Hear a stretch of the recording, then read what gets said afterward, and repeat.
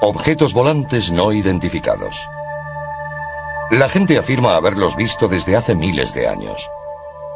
En la antigüedad, quienes veían luces en el cielo creían que los dioses habían bajado a visitarlos. En la época moderna se ha creado otro tipo de historias.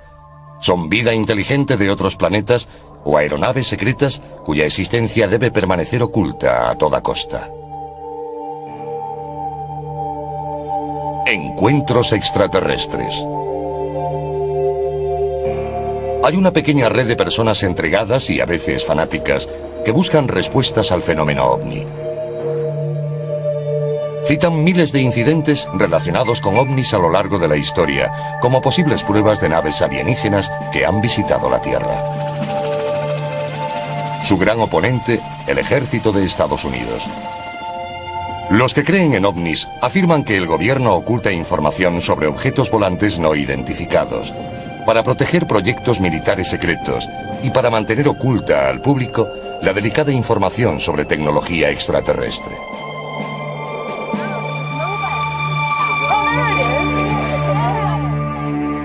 En marzo de 1997, miles de personas vieron inexplicables luces en el cielo de Phoenix, Arizona.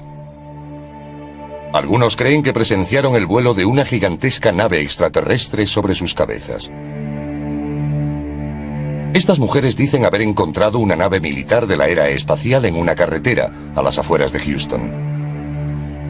Afirman haber sufrido misteriosos problemas de salud a consecuencia del encuentro. ¿Tienen estos observadores pruebas de encuentros con ovnis?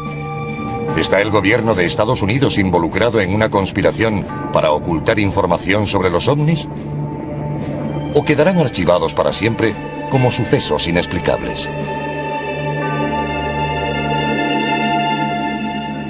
Durante la segunda semana de marzo de 1997, muchos residentes de Phoenix vieron extrañas luces en el cielo. Cada noche, alrededor de las 9, solía aparecer un curioso despliegue. A lo largo de la semana, comenzó a extenderse un rumor por toda la comunidad ovni. Teléfonos móviles, buscas y páginas web corrieron la voz de actividad inusual en el cielo de Phoenix.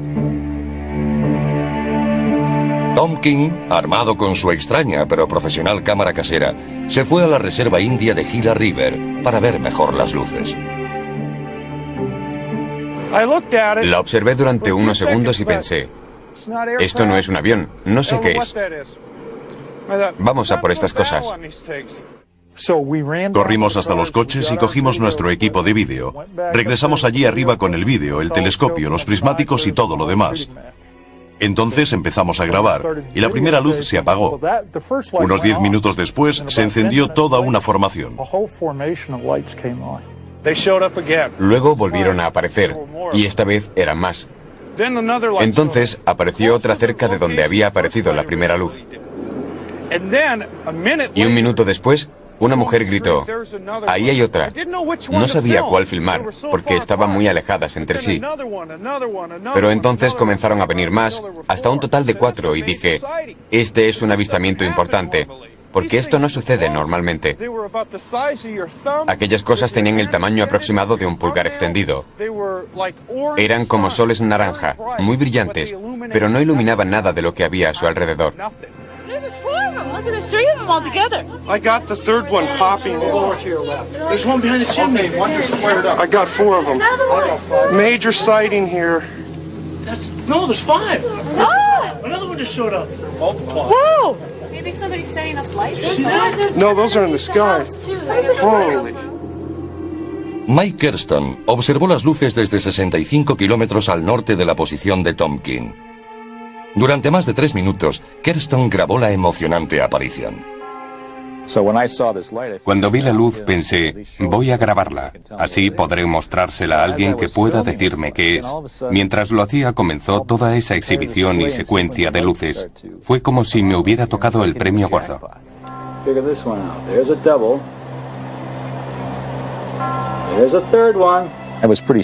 Sostenía la cámara firmemente.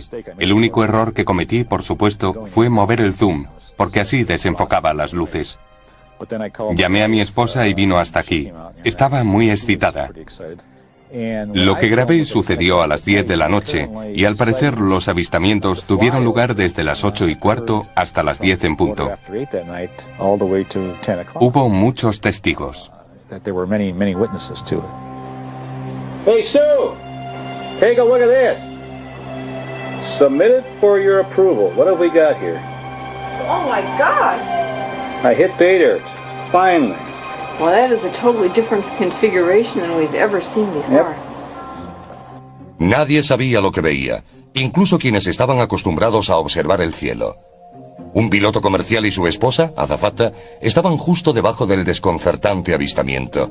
Han preferido mantener oculta su identidad. Y estas luces muy grandes formaban una V que apuntaba al sur, desplazándose muy despacio. Así que presté atención, pero no se oía nada en los alrededores, y aquella enorme V tapaba la visión de las estrellas. El hecho de que no hiciera ningún ruido me daba escalofríos. Más o menos cuando estuvo sobre nuestras cabezas, fue cuando me di cuenta de que no sabía qué estaba mirando. No eran cazas ni aviones grandes, iban tan despacio que parecía que flotaban en el cielo. Me quedé allí de pie observándolos fijamente hasta que se perdieron de vista. Las llamadas informando del extraño suceso saturaron el teléfono de la policía de Phoenix. Recibimos varias llamadas. La gente no sabe a quién llamar cuando ocurre algo parecido y suele marcar el 911.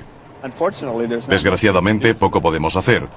No sabemos si son de las fuerzas aéreas, del gobierno o si se trata de un ovni, para serles sincero. Los ciudadanos llamaron a la cercana base de las fuerzas aéreas de Luke, preguntando si tenían algo que ver con la exhibición. En las semanas siguientes al 13 de marzo, las fuerzas aéreas no hicieron ningún comentario al respecto, pero la Guardia Nacional de Arizona afirmó que no hubo aviones de maniobras aquella noche y que su radar no había detectado nada extraño en el cielo. A pesar de la negativa, la policía de Phoenix insistía en que el ejército debía haber estado tramando algo. Tenemos Nuevo México al este y California al oeste. Normalmente se lanzan muchos misiles. En una noche clara pueden verse desde aquí, en Phoenix. Cuando se ve algo inexplicable, es probable que las fuerzas aéreas o alguien esté haciendo un lanzamiento. Pero muchos no creían esta explicación. La concejala de Phoenix, Frances Barwood, decidió sacar el tema en una reunión municipal.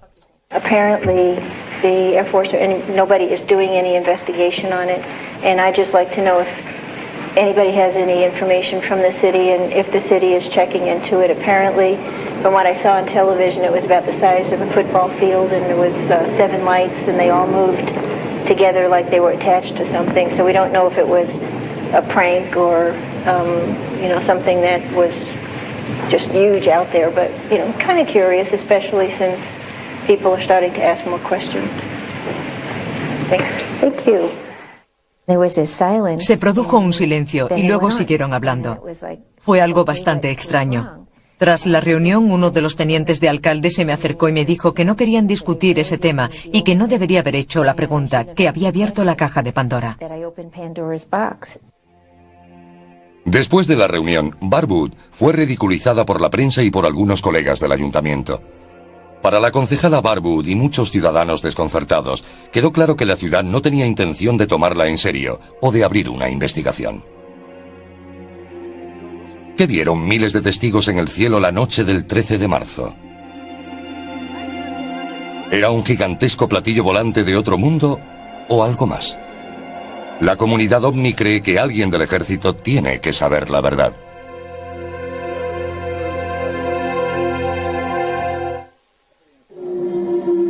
El avistamiento del 13 de marzo de 1997 sobre Phoenix fue uno de los acontecimientos ovni más visto. Miles de testigos afirmaban haberlo contemplado y fue grabado, convirtiendo este avistamiento en algo único. Mientras la gente exigía explicaciones, el ejército se negaba a hacer comentarios y el ayuntamiento ignoraba las peticiones de investigación. Los observadores decidieron ocuparse del asunto ellos mismos.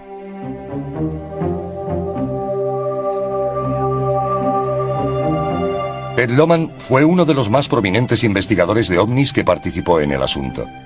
Lohman es un metalúrgico que a finales de los años 80 se quedó casi ciego por un accidente laboral. Durante la recuperación, su padre lo inició en su interés por los ovnis. Lohmann se metió de lleno en la llamada ufología. Más tarde, creó un programa de televisión como foro público sobre los ovnis. Me impliqué en la televisión participativa en 1991 y me dispuse a mostrar al mundo que el fenómeno ovni existía, con personas creíbles que hablaban del tema.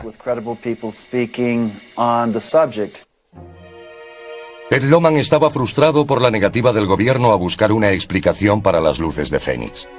La Guardia Nacional y los oficiales de las Fuerzas Aéreas daban explicaciones contradictorias y engañosas sobre el avistamiento según los investigadores de ovnis. Al principio el flujo de información era irregular. Intentamos seguir los canales normales, según lo dicho por los investigadores, que llamaron en primer lugar a la base de Luke. Una mujer afirmó que estaban recibiendo muchas llamadas, pero al poco tiempo dicen que no ocurre nada, y a los pocos meses que habían lanzado bengalas en la zona.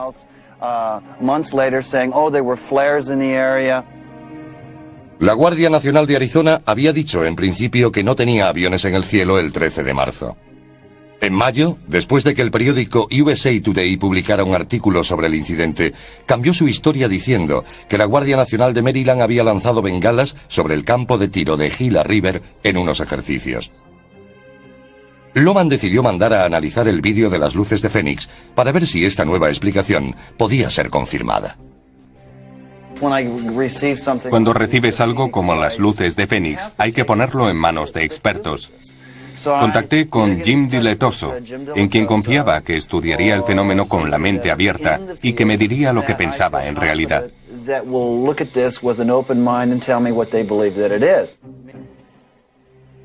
Jim Diletoso es un entusiasta de los ovnis y presidente de una compañía que produce grafismo electrónico para el ocio y la industria aeroespacial. A menudo colabora con investigadores analizando películas y vídeos de supuestos avistamientos. Hemos estado analizando imágenes para otros investigadores durante más de 20 años. Somos como un laboratorio policial. Damos información a otros investigadores. Lo hacemos para gente de Rusia, Brasil, Florida y Canadá. Cuando ocurrió el fenómeno de Fénix, en marzo de 1997, abrimos el laboratorio para analizarlo. No para demostrar que se trataba de una nave extraterrestre. Yo evalúo datos. Diletoso apoya la creencia de Lohmann sobre que el avistamiento de Fénix no puede ser descartado con la explicación de las bengalas. Cuando las comparamos con luces de aviones, de coches o bengalas, para ver si coincidían, no lo hicieron.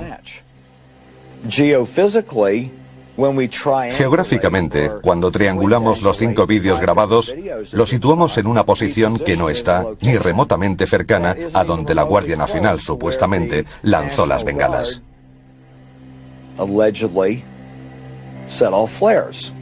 Tan solo duraron 10 minutos, y este suceso tuvo lugar durante horas, la noche del 13 de marzo.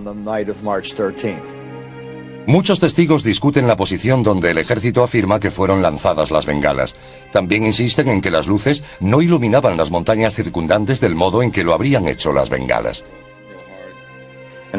Me gustaría decir que las luces que nos sobrevolaron esa noche no fueron bengalas. Yo he lanzado esas bengalas desde mi helicóptero en Vietnam. He visto las que se arrojan desde los cazas y oscilan de una forma muy característica. Van suspendidas de un paracaídas y es imposible que mantuvieran la perfecta formación en V mientras surcaban el cielo. ¿Eran bengalas? Posiblemente fueran del ejército o de la Fuerza Aérea. Pero creo que se trataba de algo más. Lo que sucedió fue un espectáculo para la gente en la zona de Fénix. Duró demasiado tiempo para ser unas simples bengalas.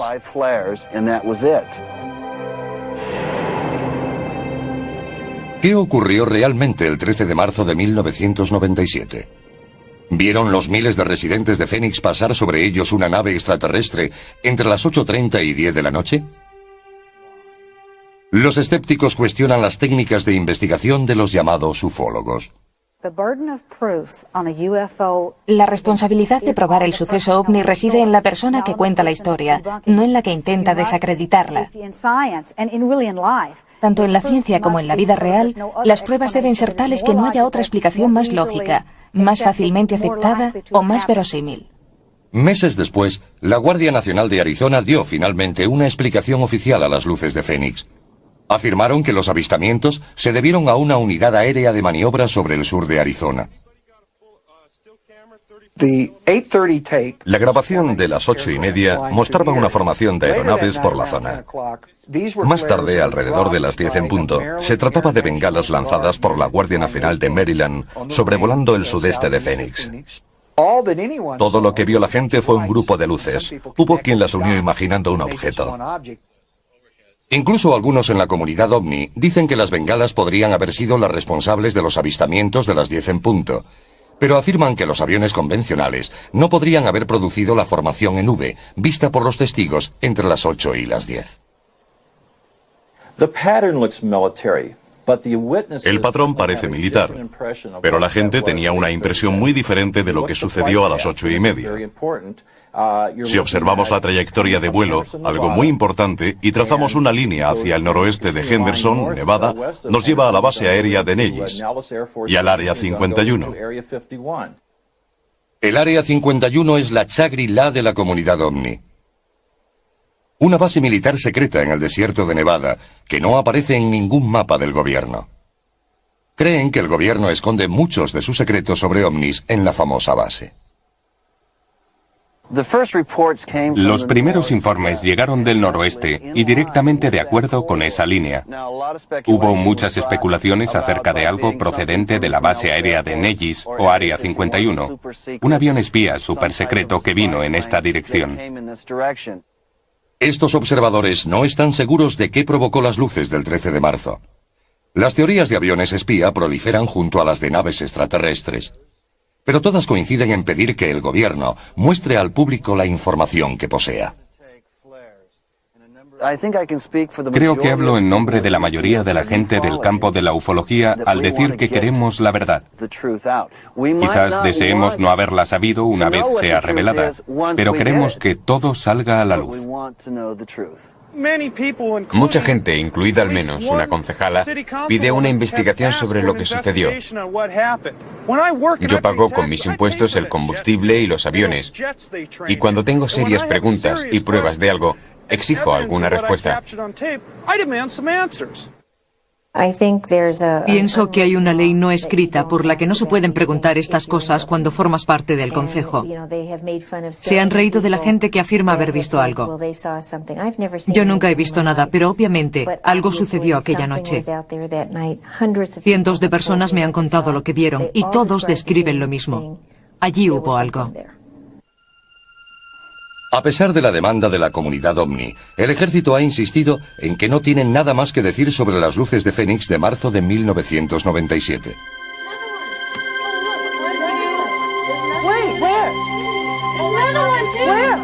Major sighting here. 3 tejanos tienen un terrorífico encuentro con un ovni que dicen les dejó problemas médicos de por vida. Algunas personas se unen a la comunidad ovni como resultado de lo que llaman un encuentro extraterrestre. Creen que han visto a alienígenas, una nave extraterrestre o simplemente algo que no pueden explicar.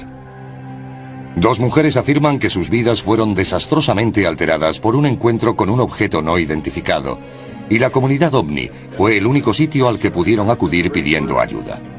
Betty Cass tenía una cafetería en Dayton, un pequeño pueblo 65 kilómetros al norte de Houston. Su amiga Vicky Landrum trabajaba con ella de camarera. A las 7 de la tarde del 29 de diciembre de 1980, las 2 mujeres se dirigían en coche hacia una iglesia de New Caney, Texas, con el nieto mayor de Vicky, Colby, de 6 años, para jugar al bingo. Cuando descubrieron que se había suspendido, los 3 emprendieron la vuelta sobre las 9 de la noche. Salimos de New Caney hacia Dayton. De repente, Colby miró hacia arriba y dijo, Abuela, ¿qué es esa luz brillante? Era tan brillante que ni siquiera podía ver la carretera. Entonces Vicky gritó para que diera la vuelta. Dijo, Betty, viene derecho hacia nosotras, para. Había estado lloviendo, así que no podíamos salir de la carretera y girar para dar la vuelta. Tuvimos que detenernos. Salí por el lado derecho sujetando a Colby. Betty se puso delante del coche y se quedó allí mirando hacia arriba. Yo le gritaba que volviera adentro porque temía que se quemase. Los tres habían encontrado por casualidad lo que parecía ser una aeronave con problemas. El vehículo lanzó un chorro de calor y fuego sobre el asfalto y los ocupantes del coche. Tenía la forma de un diamante. Quiero decir que era muy parecido, y salían llamas de la parte de abajo. Soy muy curiosa y fui a averiguar de qué se trataba. La luz era tan brillante que me cegaba. Levanté la mano y me quedé allí de pie intentando averiguar lo que era. Vicky seguía gritándome para que volviera al coche, diciendo que iba a morir abrasada. Fui a abrir la puerta y al tirar me quemé la mano. Las llamas de la nave habían calentado el exterior del vehículo. Una vez dentro, Betty encendió el aire acondicionado para tratar de enfriar el vehículo, ya que el calor era insoportable. Aterradas, vieron a la nave luchar por remontar el vuelo durante unos 10 minutos. Cuando finalmente se elevó, Betty Cash arrancó el coche, marchándose del lugar.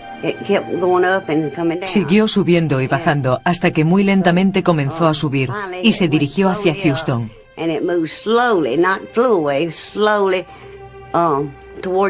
A medida que nos marchábamos, comenzamos a ver helicópteros.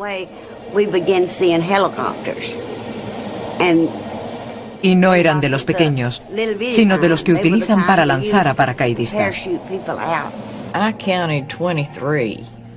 Conté 23. Vicky dijo que había contado 21. Perseguían al objeto. No iban a parar aunque supieran que estábamos allí.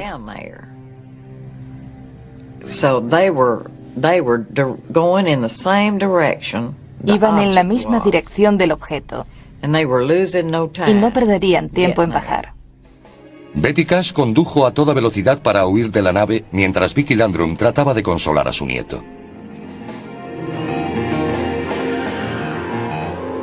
Pero a medida que bajaban por la carretera rural, se cruzaron varias veces con la extraña caravana. Después de haber conducido durante unos 12 kilómetros, vimos un grupo de helicópteros que volaban con las luces encendidas. Eran de los grandes. Betty Cash, a pesar de las graves quemaduras de su mano, cuello, cabeza y pecho, se las arregló para conducir hasta Dayton. Vicky tenía quemaduras en la cara, Colby en la espalda. Deshidratados, los tres bebieron agua y contaron a sus familias y amigos lo sucedido. El hijo mayor de Betty, de 20 años, trató de convencerla para ir al hospital. Cuando las noticias locales no comentaron el suceso, ella decidió esperar. Me pidió que fuésemos esa misma noche cuando le conté lo sucedido. Pero le dije, si vamos al médico pensará que estoy loca. Tengo que irme a la cama. Pasé la noche muy enferma, vomitando.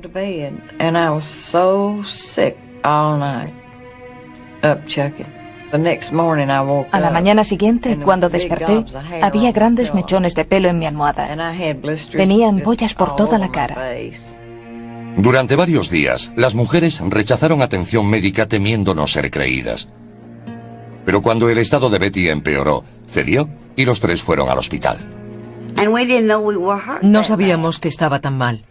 Y cuando fuimos al hospital, el niño lo contó todo.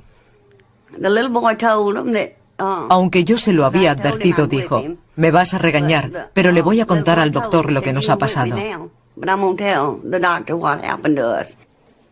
Los doctores estaban desconcertados ante la causa de las extrañas quemaduras de Colby, Vicky Landrum y la más grave de los tres, Betty Cash. Las enfermedades que sufrió 3 semanas después de la exposición fueron las típicas provocadas por la radiación. Perdió la piel y el pelo de la zona expuesta. Tenía diarrea, vómitos, todos los síntomas clásicos. No pienso que se lo inventara. No hubiera podido hacerlo, porque no lo sabía. Sufría exactamente lo que podría describirse como una exposición a la radiación de 2º o 3er grado.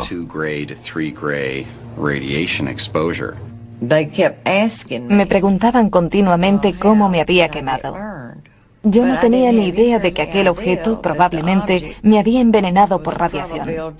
Todo lo que sabía en aquel momento era que la radiación se utilizaba para tratar el cáncer. Betty permaneció hospitalizada durante más de un mes por sus lesiones.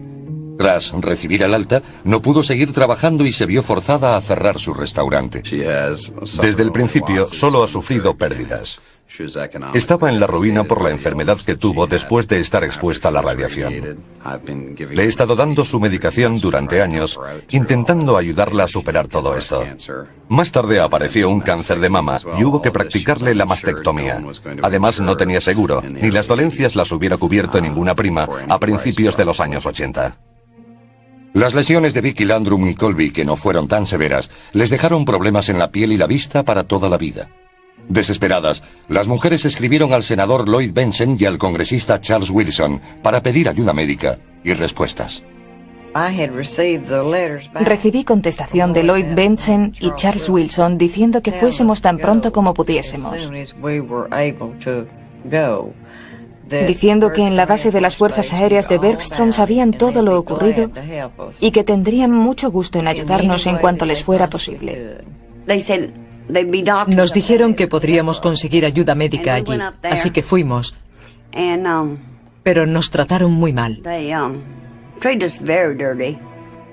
Los oficiales de la base aérea de Bergstrom les dijeron que no sabían nada del incidente, informándoles que su único recurso era demandar al gobierno de Estados Unidos por daños y perjuicios. Sin embargo, extrañamente, los militares intentaron en repetidas ocasiones comprar el vehículo de Betty Cash, pero ella se negó. A medida que la noticia del incidente se difundía por Dayton, Betty y Vicky se sentían discriminadas por sus vecinos. Un sacerdote se ofreció a ir a casa de Vicky Landrum para rezar con ella, pero no lo aceptó. Fue entonces cuando las mujeres acudieron a la comunidad ovni pidiendo ayuda. 18 años después del incidente, otro investigador de ovnis trataría de descubrir el secreto que rodea este misterioso encuentro. Betty Cash y Vicky Landrum han sido ridiculizadas e ignoradas desde su supuesto encuentro con una nave en 1980. Pero la comunidad ovni se niega a dejar que el caso caiga en el olvido. John Schuessler es un ingeniero aeroespacial y subdirector de MUFON, siglas de Red Mutua de OVNIs, una organización mundial de seguidores de los ovnis que estudian e investigan avistamientos. Las mujeres contactaron con él varias semanas después del incidente. Schuessler sentía curiosidad, pero era escéptico, hasta que conoció a Betty Cash. Se quitó la peluca y vi que le faltaban grandes mechones de pelo de su cabeza. Era muy impresionante y le dije, le ha pasado algo muy serio, y si es abierta y honesta conmigo y me da la información que ando buscando, estaré con usted hasta el final. También necesito hablar con toda la gente que esté implicada. Llamé a Vicky Landrum y hablé con ella y con su nieto Colby. Les pregunté por qué se fueron a casa después de lo ocurrido. Y me contestaron, ¿tú lo habrías entendido? Eran lo que se podría decir saludables tejanos. Cuando les ocurre algo, se aguantan, no corren buscando ayuda. La señora Landrum dijo, siempre nos lo guardamos todo. Nunca voy al médico ni al hospital y no tomo medicinas. Cuando estoy enferma me aguanto. Y así ocurrió en este caso. Convencido de su historia, Schuessler les prometió buscar respuestas. Más tarde fuimos al lugar del suceso. Ellas nunca habían vuelto. Las llevamos por separado y ambas nos llevaron al lugar exacto, a pesar de que no habían vuelto desde aquella noche. Recorrimos el escenario y lo medimos. Entonces comprendimos lo que había sucedido. Vimos la carretera y los árboles quemados. Vimos la emoción que sintieron estas personas cuando regresaron al lugar. Se derrumbaron y lloraron confesando tener miedo. No querían estar allí. y decidimos dejarlas marchar a casa mientras nosotros nos disponíamos a recorrer la carretera. Schuessler comenzó a preguntar por la zona en busca de testigos del incidente. Su investigación reveló que un policía de Dayton y su esposa vieron helicópteros militares la noche del 29 de diciembre de 1980. También había otros testigos que aseguraban haber visto helicópteros de 2 rotores, que en 1980 eran de exclusivo uso militar. Comenzamos a pedir ese tipo de registros a las Fuerzas Armadas. Se negaron a contestarnos, como si estas personas no existieran, ni la información tampoco. Y ese fue el principio de una interminable investigación. Mediante la Ley de Libertad de Información, Schuessler obtuvo en 1982 la que cree que es la prueba determinante del caso: el informe militar oficial de la investigación sobre las reclamaciones de las mujeres, que consideraba su historia creíble. Con la ayuda de Schuessler, las 2 mujeres contrataron a un abogado. A mí me pareció una historia veraz. He tenido a las personas que han intentado colarme una historia. No creo que ellas hicieran eso, y las pruebas lo demuestran. Casi 6 años después del supuesto incidente, Betty Cash y Vicki Landrum creyeron que finalmente podrían obtener algún consuelo. Presentaron la demanda en la Fiscalía de Houston y se fechó una vista preliminar para agosto de 1986. Por supuesto, el gobierno federal negó cualquier relación con algo así. Y no teníamos ninguna prueba. Todo lo que podíamos demostrar eran las lesiones de las mujeres. Así que el juez no admitió el caso. Rotas sus esperanzas, Betty Cash y Vicki Landrum se marcharon de Texas para huir de los dolorosos recuerdos de su experiencia. A los 18 años del incidente, después de que los periódicos sensacionalistas se cansaran de la historia, otro investigador de ovnis aún busca respuestas. Estamos llegando a Dayton, Texas. Aquí hay un gran misterio. He dirigido numerosas investigaciones. He participado en operaciones encubiertas, en investigaciones de homicidios, y hay evidencias fuertes y testigos.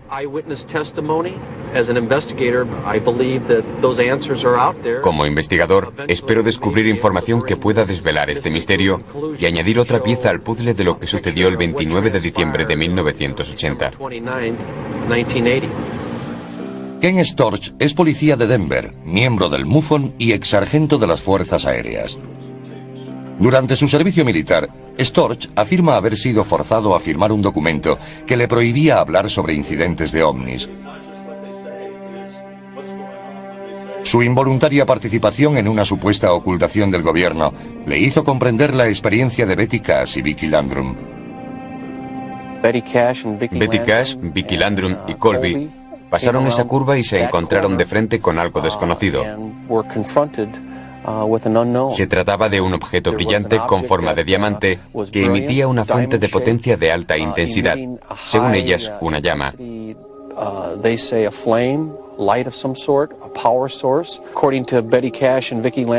Según Betty Cash, Vicki Landrum y John Schuessler, la nave bajó del cielo irradiando un intenso calor que hizo que el alquitrán se derritiera, contaminando el área circundante. Este es un caso clásico de encuentro. Estamos en el lugar exacto en el que ocurrió. John Schuessler visitó el lugar 3 semanas después del incidente y percibió cambios en la carretera. Volvimos algunas semanas más tarde y vimos que aquel tramo de carretera había sido extraído y reemplazado. Nos pusimos en contacto con todos los servicios de obras públicas del estado, la ciudad y el condado.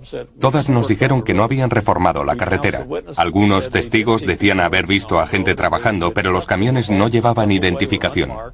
6 u 8 semanas más tarde, volvió aquel mismo equipo para levantar el suelo y pavimentarlo una vez más. De hecho, en la excavación, eliminaron unos 20 centímetros de superficie. Si se observa con atención, aquí hay hormigón, asfalto, y la textura cambia radicalmente en este tramo.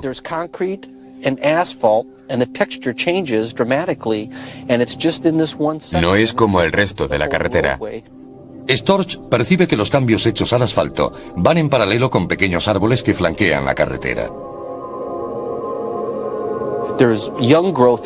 El crecimiento de estos árboles indica que son muy jóvenes, y algo más lejos, los árboles tienen unos 40 o 50 años, quizá más. La falta de árboles en esta zona indica que han sido retirados. ¿Por qué? Los investigadores creen que el ejército reparó la carretera para ocultar las pruebas del inexplicado encuentro de Betty Cash y Vicky Landrum. Creo que aún hay pruebas por descubrir. Y verdaderamente espero que manteniendo este tema en el candelero, manteniendo la presión, seamos capaces de conseguir esas respuestas y encontrar al testigo que diga: yo piloté ese helicóptero, estaba allí y me siento mal por lo que le sucedió a esas dos señoras. Creo que es muy importante para los grupos civiles que estudian el fenómeno ovni continuar trabajando en esto, a menos que haya una razón para no hacerlo, como una declaración por parte del gobierno. Y cuando la gente tiene encuentros con ovnis, necesita ayuda. En la NASA y la base aérea de Benston se niegan a hacer comentarios.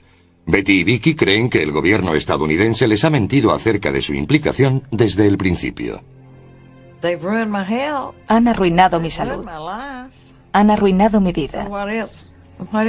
¿Qué más les queda por hacer? ¿Matarme?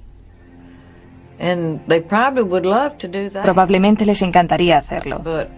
Pero soy tan terca y cabezota que voy a demostrarles que pienso seguir luchando mientras viva.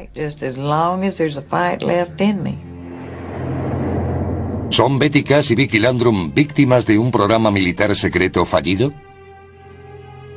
Hay una conspiración para ocultar las pruebas de aquella desafortunada noche de diciembre de 1980.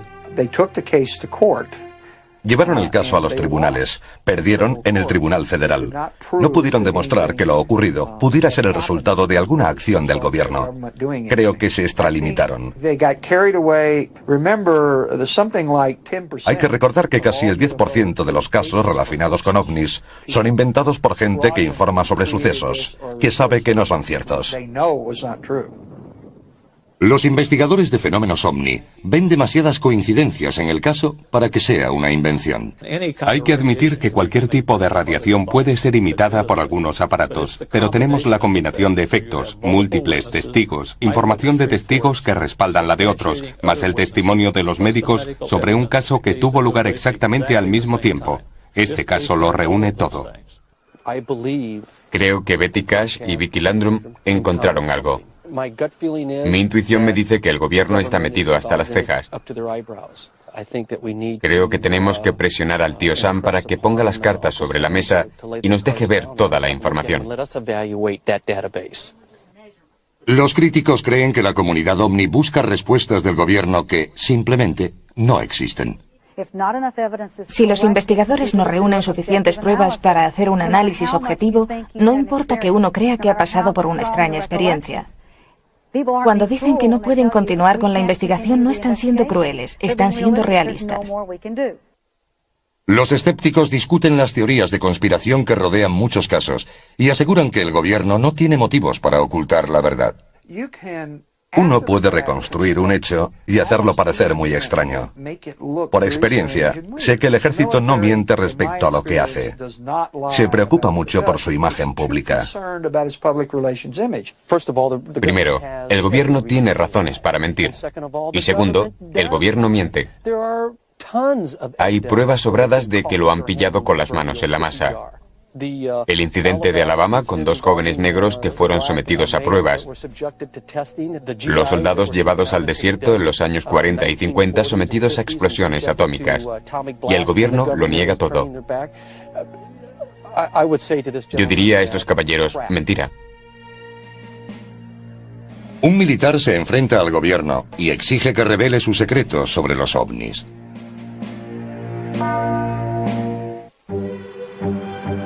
Por todo Estados Unidos y el mundo, los entusiastas de los ovnis se reúnen para intercambiar historias, compartir información y lamentarse por la negativa del gobierno a comentar este misterioso fenómeno.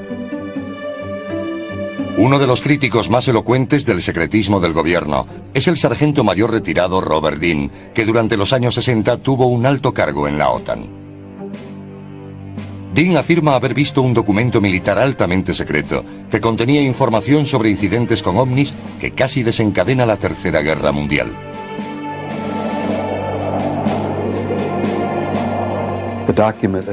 El documento trataba de estudios de la OTAN sobre la existencia de inteligencia extraterrestre, de ovnis.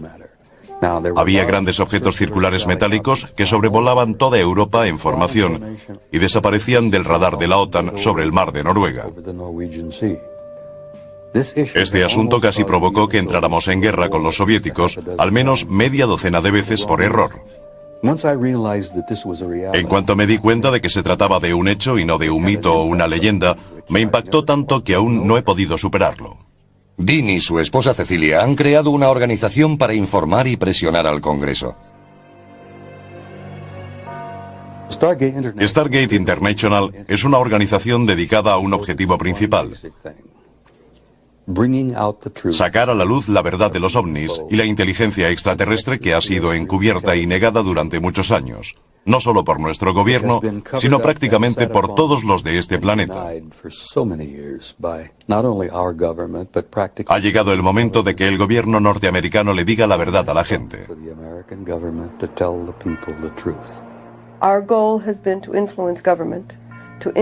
Nuestra meta ha sido influir en el gobierno y en el Congreso para conseguir audiencia, logrando quizás no el hecho de que revelen información y pruebas actuales de la existencia de ovnis, sino que al menos nos den la oportunidad de que lo hagamos nosotros. Robert Dean cree que la política del gobierno de negar la existencia de ovnis y ocultar pruebas viola los derechos constitucionales de sus ciudadanos. Juré dar mi vida, si era necesario, para defender la Constitución de Estados Unidos. Y no me lo tomé a la ligera. He estado en muchas guerras, muchas que la gente ni siquiera conoce. Y para mí está muy claro que nuestro proceso constitucional está literalmente en peligro por esas mentiras y tapaderas, por 50 años de engaños. Dean cree que el gobierno tiene cientos de historias que aún tiene que contar sobre encuentros con ovnis.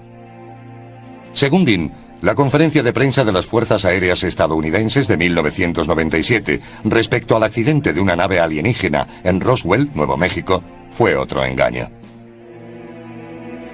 We are very, very proud of this report.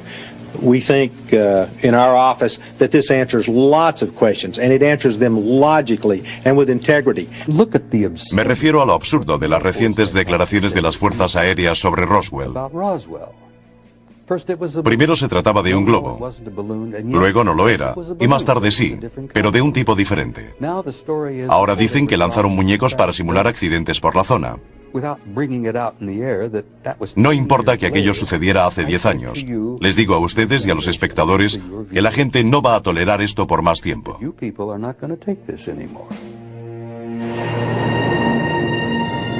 ¿El gobierno de Estados Unidos está ocultando secretos a los ciudadanos sobre ovnis y vida extraterrestre? Yo tenía una clave de seguridad de alto secreto, la acreditación de seguridad más alta que se podía tener. No creo que el ejército pueda mantener secretos durante periodos de tiempo significativos, sobre todo aquellos que a la gente le gustaría saber, como los ovnis. Muchos interponen demandas por acciones del ejército, pero no pueden aportar ninguna prueba. La comunidad ovni cree fervientemente que el gobierno oculta secretos y pruebas de visitas extraterrestres. Nos encontramos en uno de los accesos al Área 51. La rodea mucho misterio. No sabemos quién la dirige. El gobierno niega saber nada acerca de ella, pero se ha convertido en una de las bases secretas más famosas del mundo, levantada aquí, en medio de la nada. Creo que en medio del desierto hay probablemente algunos huesos enterrados y vehículos estrellados. Como dijo Ted, conozco historias, he leído artículos, he oído testimonios, pero no tenemos un platillo volante estrellado del Área 51, ni un extraterrestre yaciendo a su lado que podamos mostrar al resto de la comunidad. La mayoría de escépticos, aunque admite que pueda existir vida extraterrestre en el universo, no cree que hayan establecido contacto con la Tierra. Los ovnis existen. La gente ve cosas que no puede explicar. Siempre ha sido así y seguirá siendo así. Existirán los ovnis siempre que exista algo en el universo que no podamos explicar. No pienso que vayamos a ser negativos al respecto, porque eso no nos favorece. Si alguien viniera, sabríamos lo que representa tecnológicamente. Nuestra única esperanza es que vengan en son de paz. Si no es así, deberíamos rendirnos. Creo que ya hemos establecido contacto y que caminan por este planeta como si fuesen humanos. Quizá mucho más adelante, mediante cambios sociales y gubernamentales, seamos capaces de aceptar a los que vendrán y a quienes ya han venido y aún no hemos sido capaces de ver. Para la comunidad OVNI, no es cuestión de si podemos establecer contacto, sino de cuándo. Estos observadores mantendrán sus ojos fijos en las estrellas y presionarán al gobierno en su búsqueda de pruebas irrefutables de una nave alienígena. Para el resto, la verdad acerca de quién, si es que existe, habita los cielos y qué secretos han guardado los gobiernos, probablemente permanecerá sin explicación ahí fuera.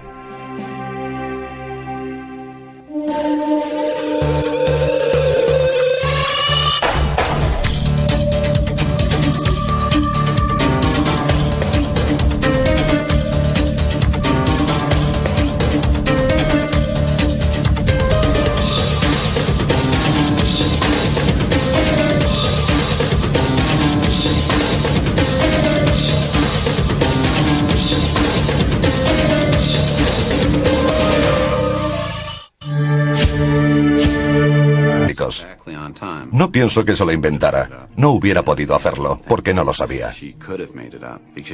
Sufría exactamente lo que podría describirse como una exposición a la radiación de segundo o tercer grado.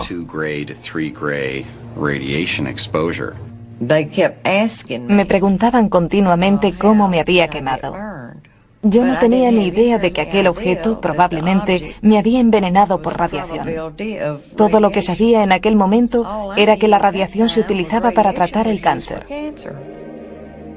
Betty permaneció hospitalizada durante más de un mes por sus lesiones. Tras recibir el alta, no pudo seguir trabajando y se vio forzada a cerrar su restaurante. Desde el principio solo ha sufrido pérdidas.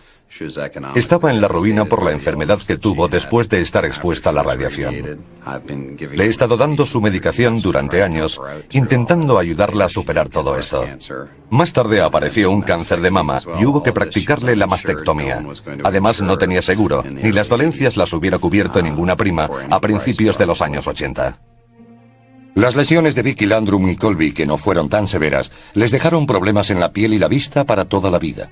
Desesperadas, las mujeres escribieron al senador Lloyd Bentsen y al congresista Charles Wilson para pedir ayuda médica y respuestas. Recibí contestación de Lloyd Bentsen y Charles Wilson diciendo que fuésemos tan pronto como pudiésemos. Diciendo que en la base de las Fuerzas Aéreas de Bergstrom sabían todo lo ocurrido y que tendrían mucho gusto en ayudarnos en cuanto les fuera posible. Nos dijeron que podríamos conseguir ayuda médica allí, así que fuimos. Pero nos trataron muy mal. Los oficiales de la base aérea de Bergstrom les dijeron que no sabían nada del incidente, informándoles que su único recurso era demandar al gobierno de Estados Unidos por daños y perjuicios. Sin embargo, extrañamente, los militares intentaron en repetidas ocasiones comprar el vehículo de Betty Cash, pero ella se negó. A medida que la noticia del incidente se difundía por Dayton, Betty y Vicky se sentían discriminadas por sus vecinos. Un sacerdote se ofreció a ir a casa de Vicky Landrum para rezar con ella, pero no lo aceptó. Fue entonces cuando las mujeres acudieron a la comunidad OVNI pidiendo ayuda. 18 años después del incidente, otro investigador de ovnis trataría de descubrir el secreto que rodea este misterioso encuentro. Betty Cass y Vicky Landrum han sido ridiculizadas e ignoradas desde su supuesto encuentro con una nave en 1980. Pero la comunidad ovni se niega a dejar que el caso caiga en el olvido. John Chusler es un ingeniero aeroespacial y subdirector de MUFON, pero no lo aceptó. Fue entonces cuando las mujeres acudieron a la comunidad ovni pidiendo ayuda. 18 años después del incidente, otro investigador de ovnis trataría de descubrir el secreto que rodea este misterioso encuentro.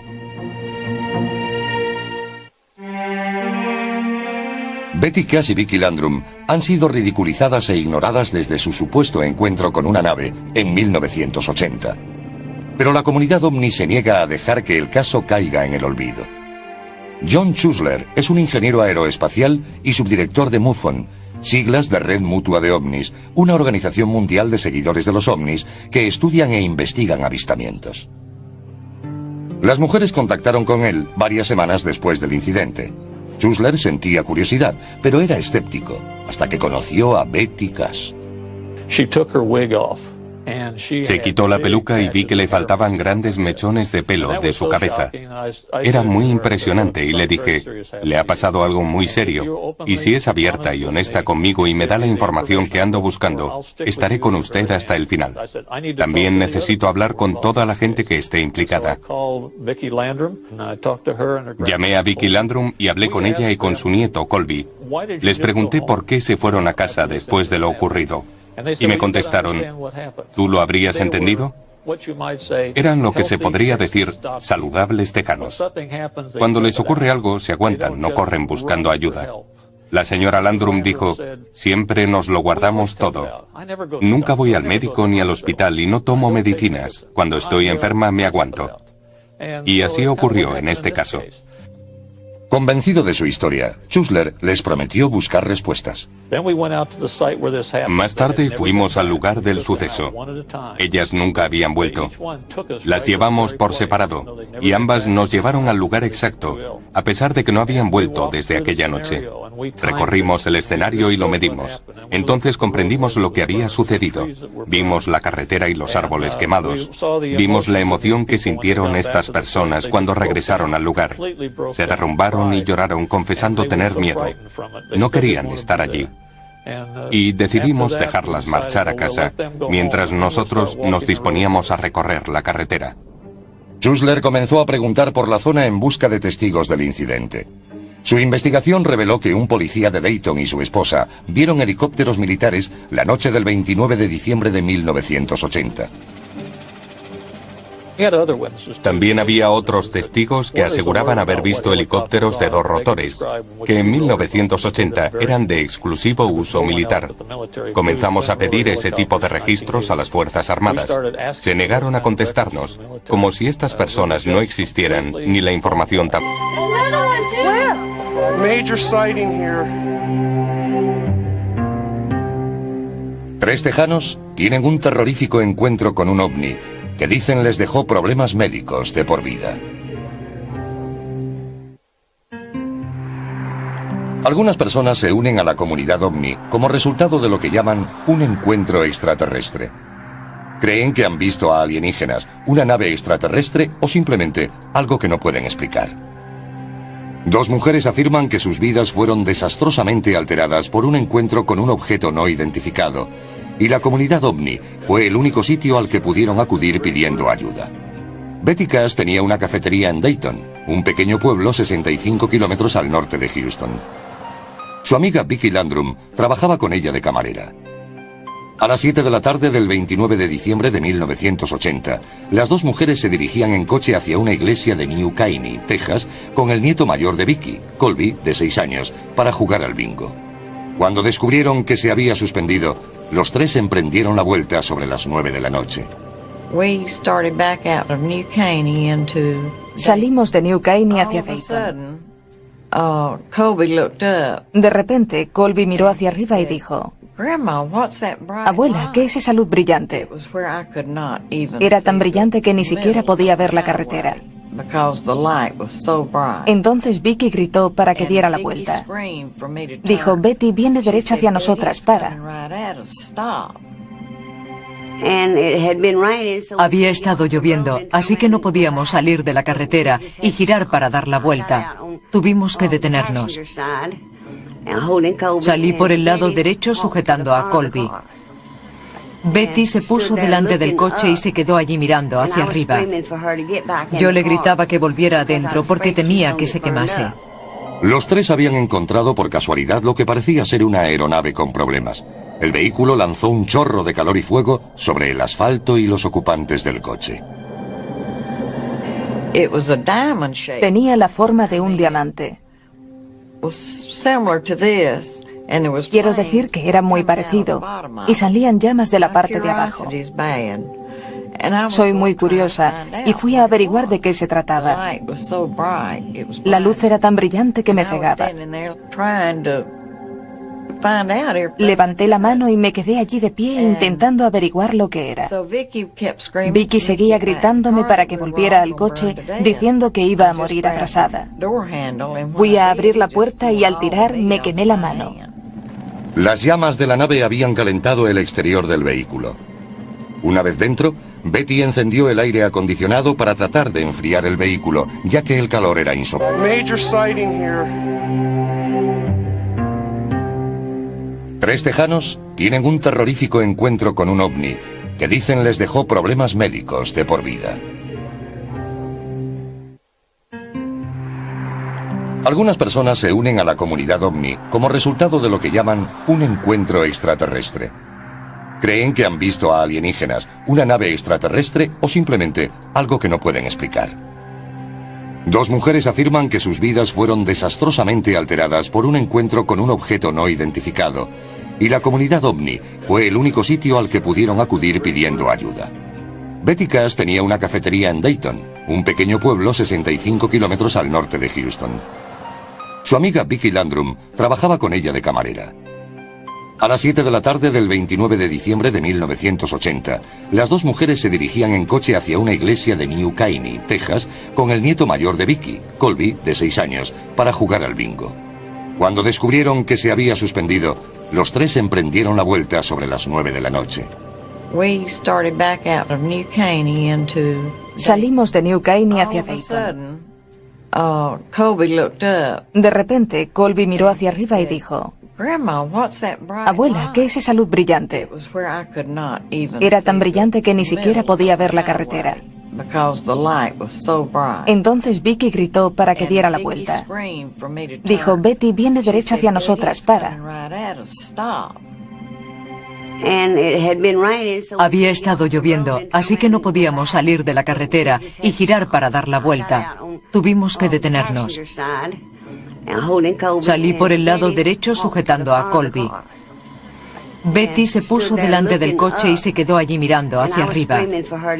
Yo le gritaba que volviera adentro porque temía que se quemase.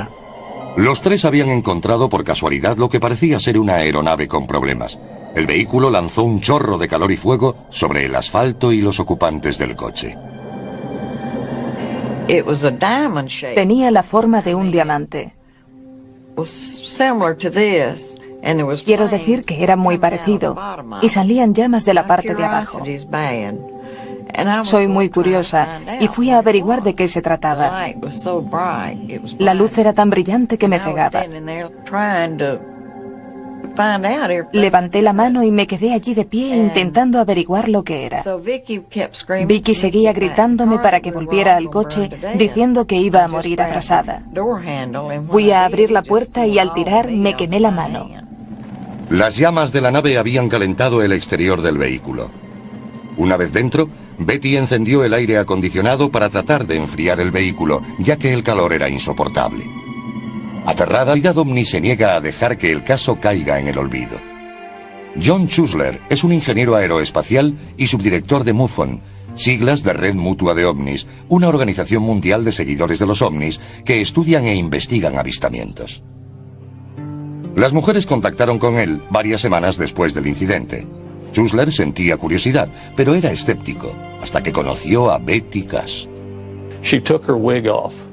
Se quitó la peluca y vi que le faltaban grandes mechones de pelo de su cabeza. Era muy impresionante y le dije, le ha pasado algo muy serio, y si es abierta y honesta conmigo y me da la información que ando buscando, estaré con usted hasta el final. También necesito hablar con toda la gente que esté implicada. Llamé a Vicky Landrum y hablé con ella y con su nieto, Colby. Les pregunté por qué se fueron a casa después de lo ocurrido. Y me contestaron, ¿tú lo habrías entendido? Eran lo que se podría decir saludables tejanos. Cuando les ocurre algo, se aguantan, no corren buscando ayuda. La señora Landrum dijo, siempre nos lo guardamos todo. Nunca voy al médico ni al hospital y no tomo medicinas. Cuando estoy enferma me aguanto. Y así ocurrió en este caso. Convencido de su historia, Chusler les prometió buscar respuestas.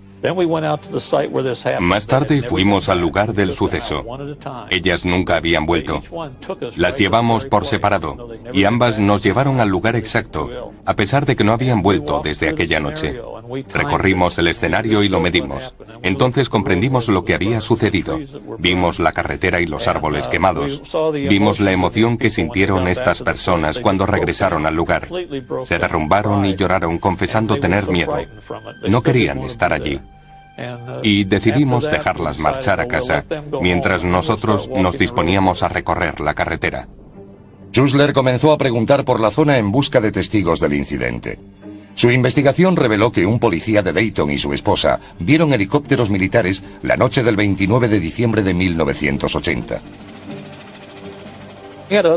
También había otros testigos que aseguraban haber visto helicópteros de 2 rotores, que en 1980 eran de exclusivo uso militar. Comenzamos a pedir ese tipo de registros a las Fuerzas Armadas. Se negaron a contestarnos, como si estas personas no existieran, ni la información tampoco.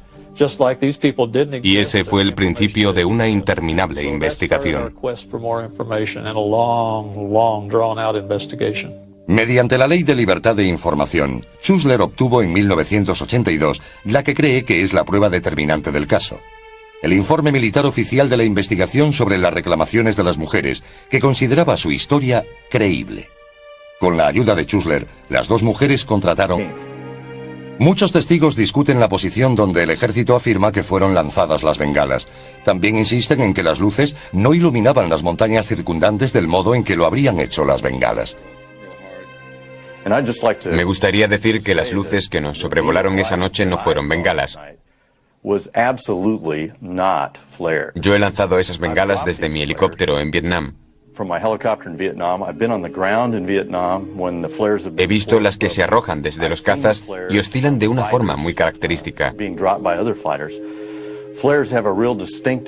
Van suspendidas de un paracaídas y es imposible que mantuvieran la perfecta formación en V mientras surcaban el cielo. ¿Eran bengalas? Posiblemente fueran del ejército o de la Fuerza Aérea. Pero creo que se trataba de algo más. Lo que sucedió fue un espectáculo para la gente en la zona de Phoenix. Duró demasiado tiempo para ser unas simples bengalas.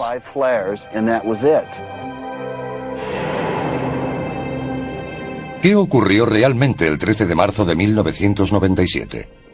¿Vieron los miles de residentes de Phoenix pasar sobre ellos una nave extraterrestre entre las 8:30 y 10 de la noche? Los escépticos cuestionan las técnicas de investigación de los llamados ufólogos.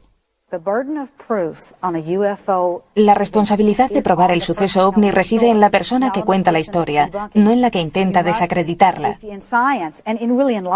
Tanto en la ciencia como en la vida real, las pruebas deben ser tales que no haya otra explicación más lógica, más fácilmente aceptada o más verosímil.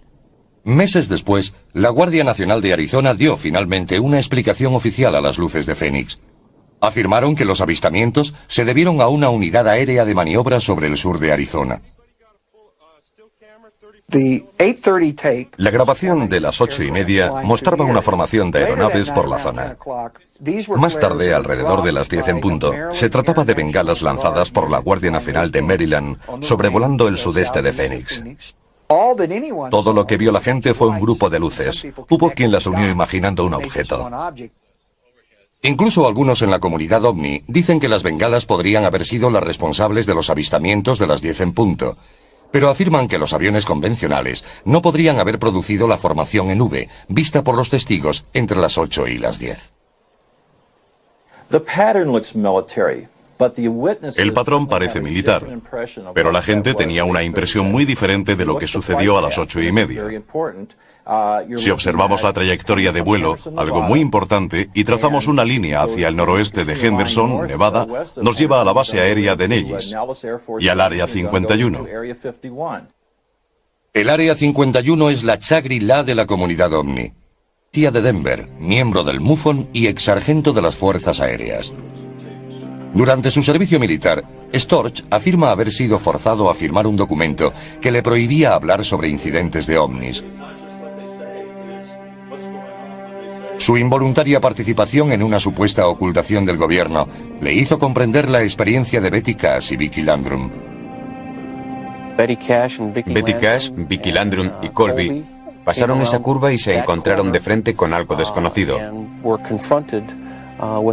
Se trataba de un objeto brillante con forma de diamante que emitía una fuente de potencia de alta intensidad, según ellas, una llama.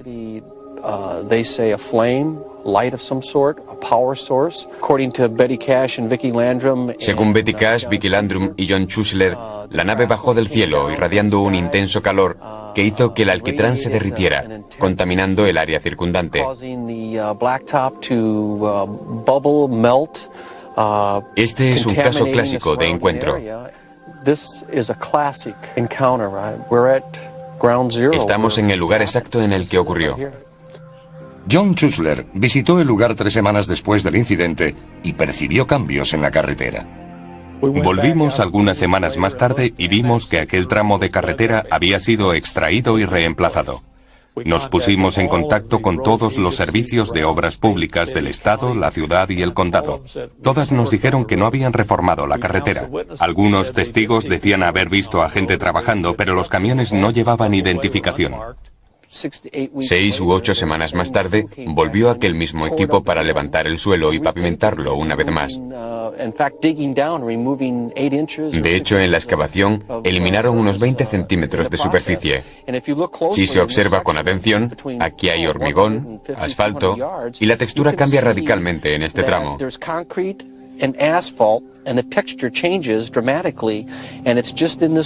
No es como el resto de la carretera.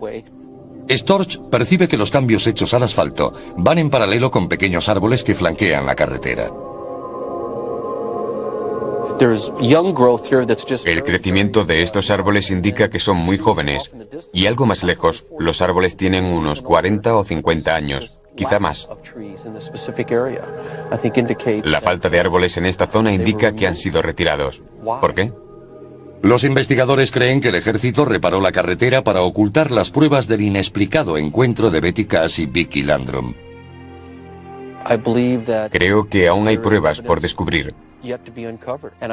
Y verdaderamente espero que manteniendo este tema en el candelero, manteniendo la presión, seamos capaces de conseguir esas respuestas y encontrar al testigo que diga, yo piloté ese helicóptero portable. Aterradas, vieron a la nave luchar por remontar el vuelo durante unos 10 minutos. Cuando finalmente se elevó, Betty Cash arrancó el coche, marchándose del lugar. Siguió subiendo y bajando hasta que muy lentamente comenzó a subir y se dirigió hacia Houston.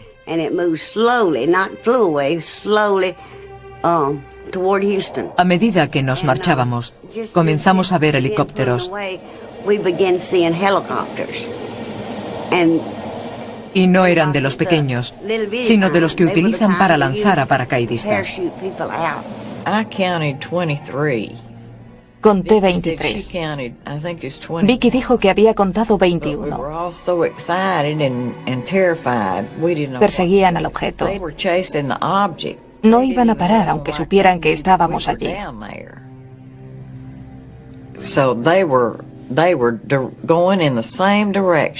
Iban en la misma dirección del objeto y no perderían tiempo en bajar. Betty Cash condujo a toda velocidad para huir de la nave mientras Vicky Landrum trataba de consolar a su nieto. Pero a medida que bajaban por la carretera rural, se cruzaron varias veces con la extraña caravana. Después de haber conducido durante unos 12 kilómetros, vimos un grupo de helicópteros que volaban con las luces encendidas. Eran de los grandes.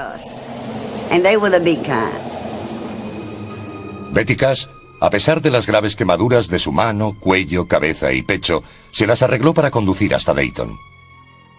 Vicky tenía quemaduras en la cara, Colby en la espalda. Deshidratados, los tres bebieron agua y contaron a sus familias y amigos lo sucedido. El hijo mayor de Betty, de 20 años, trató de convencerla para ir al hospital. Cuando las noticias locales no comentaron el suceso, ella decidió esperar. Me pidió que fuésemos esa misma noche cuando le conté lo sucedido. Pero le dije, si vamos al médico pensará que estoy loca. Tengo que irme a la cama. Pasé la noche muy enferma, vomitando.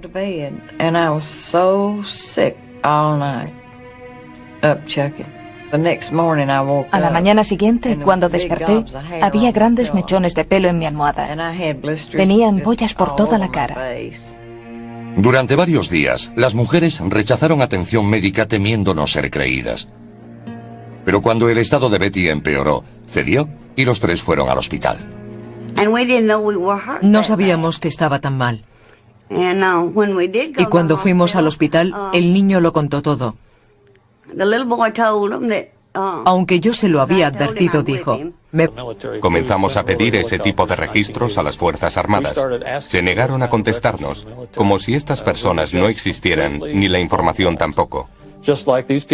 Y ese fue el principio de una interminable investigación. Mediante la Ley de Libertad de Información, Schuessler obtuvo en 1982 la que cree que es la prueba determinante del caso. El informe militar oficial de la investigación sobre las reclamaciones de las mujeres, que consideraba su historia creíble. Con la ayuda de Schuessler, las dos mujeres contrataron a un abogado. A mí me pareció una historia veraz. He tenido a las personas que han intentado colarme una historia. No creo que ellas hicieran eso, y las pruebas lo demuestran. Casi 6 años después del supuesto incidente, Betty Cash y Vicky Landrum creyeron que finalmente podrían obtener algún consuelo.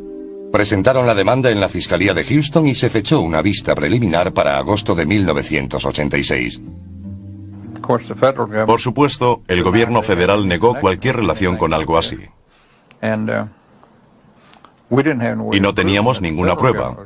Todo lo que podíamos demostrar eran las lesiones de las mujeres. Así que el juez no admitió el caso. Rotas sus esperanzas, Betty Cash y Vicky Landrum se marcharon de Texas para huir de los dolorosos recuerdos de su experiencia. A los 18 años del incidente, después de que los periódicos sensacionalistas se cansaran de la historia, otro investigador de ovnis aún busca respuestas. Estamos llegando a Dayton, Texas. Aquí hay un gran misterio. He dirigido numerosas investigaciones. He participado en operaciones encubiertas, en investigaciones de homicidios. Y hay evidencias fuertes y testigos. Como investigador, espero descubrir información que pueda desvelar este misterio y añadir otra pieza al puzzle de lo que sucedió el 29 de diciembre de 1980. Ken Storch es policía de Denver, miembro del MUFON y ex sargento de las Fuerzas Aéreas. Durante su servicio militar, Storch afirma haber sido forzado a firmar un documento que le prohibía hablar sobre incidentes de ovnis. Su involuntaria participación en una supuesta ocultación del gobierno le hizo comprender la experiencia de Betty Cash y Vicky Landrum. Betty Cash, Vicky Landrum y Colby pasaron esa curva y se encontraron de frente con algo desconocido. Se trataba de un objeto. El artículo sobre el incidente cambió su historia diciendo que la Guardia Nacional de Maryland había lanzado bengalas sobre el campo de tiro de Gila River en unos ejercicios. Loman decidió mandar a analizar el vídeo de las luces de Fénix para ver si esta nueva explicación podía ser confirmada. Cuando recibes algo como las luces de Fénix, hay que ponerlo en manos de expertos. Contacté con Jim Diletoso, en quien confiaba que estudiaría el fenómeno con la mente abierta y que me diría lo que pensaba en realidad.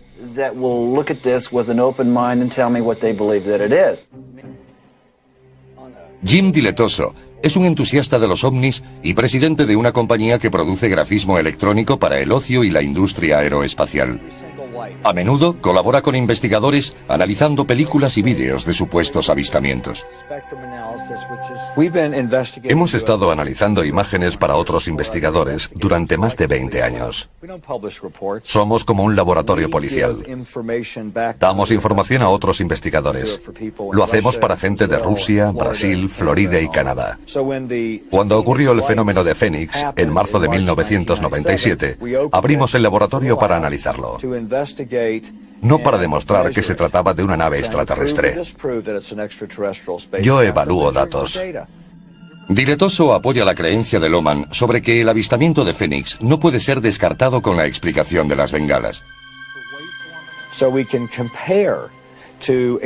Cuando las comparamos con luces de aviones, de coches o bengalas, para ver si coincidían, no lo hicieron.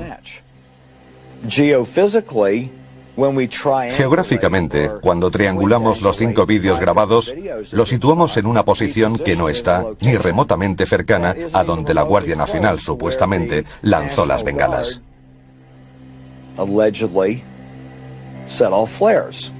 Tan solo duraron 10 minutos, y este suceso tuvo lugar durante horas, la noche del 13 de marzo. Muchos testigos discuten la posición donde el ejército afirma que fueron lanzadas las bengalas. También insisten en que las luces no iluminaban las montañas circundantes del modo en que lo habrían hecho las bengalas. Me gustaría decir que las luces que nos sobrevolaron esa noche no fueron bengalas. Yo he lanzado esas bengalas desde mi helicóptero en Vietnam. He visto las que se arrojan desde los cazas y oscilan de una forma muy característica. Van suspendidas de un paracaídas y es imposible que mantuvieran la perfecta formación en V mientras surcaban el cielo. ¿Eran bengalas? Posiblemente fueran del ejército o de la Fuerza Aérea. Dar el vuelo durante unos 10 minutos. Cuando finalmente se elevó, Betty Cash arrancó el coche, marchándose del lugar.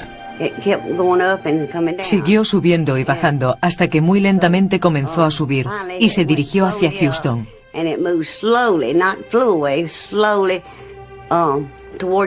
A medida que nos marchábamos, comenzamos a ver helicópteros.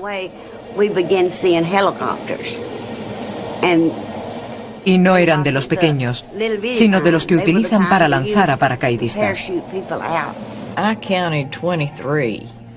Conté 23. Vicky dijo que había contado 21.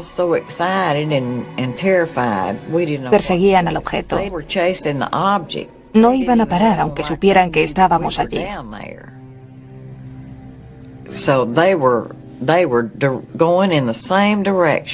Iban en la misma dirección del objeto y no perderían tiempo en bajar. Betty Cash condujo a toda velocidad para huir de la nave mientras Vicky Landrum trataba de consolar a su nieto. Pero a medida que bajaban por la carretera rural, se cruzaron varias veces con la extraña caravana. Después de haber conducido durante unos 12 kilómetros, vimos un grupo de helicópteros que volaban con las luces encendidas. Eran de los grandes. Betty Cash, a pesar de las graves quemaduras de su mano, cuello, cabeza y pecho, se las arregló para conducir hasta Dayton. Vicky tenía quemaduras en la cara, Colby en la espalda. Deshidratados, los tres bebieron agua y contaron a sus familias y amigos lo sucedido. El hijo mayor de Betty, de 20 años, trató de convencerla para ir al hospital. Cuando las noticias locales no comentaron el suceso, Ella decidió esperar. Me pidió que fuésemos esa misma noche cuando le conté lo sucedido. Pero le dije, si vamos al médico pensará que estoy loca. Tengo que irme a la cama. Pasé la noche muy enferma, vomitando.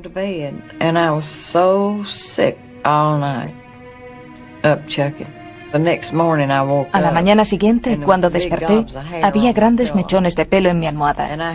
Tenía ampollas por toda la cara. Durante varios días, las mujeres rechazaron atención médica temiendo no ser creídas. Pero cuando el estado de Betty empeoró, cedió y los tres fueron al hospital. No sabíamos que estaba tan mal. Y cuando fuimos al hospital, el niño lo contó todo. Aunque yo se lo había advertido, dijo, me vas a regañar, pero le voy a contar al doctor lo que nos ha pasado.